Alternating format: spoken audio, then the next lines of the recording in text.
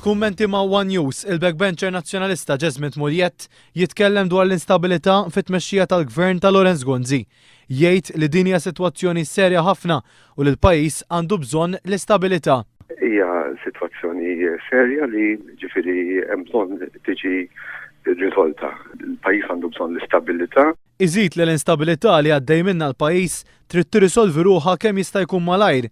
Hija l-iktar kwistjoni importanti fuq l-aġenda tal-pajjiż u li qed tagħti kollox, jgħid Jesmint Muljet. Qegħdin għaddejjin minn kriżi politika li trid tirrisolvi ruħha, ġifieri hija ovvja għandek kulħadd jitkellem fuqha naħseb hija l-unika issue li hija ta' importanza fil-pajjiż, ġifieri tagħti kollox.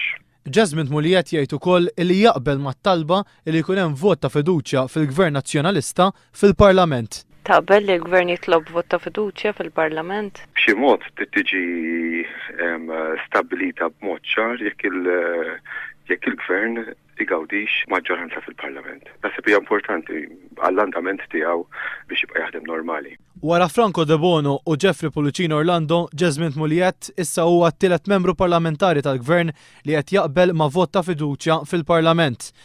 Dan ifisser li fil-preżent hemm mill-anqas 37 deputat parlamentari minn total ta' 69 li jridu li jittieħed vot ta' fiduċja.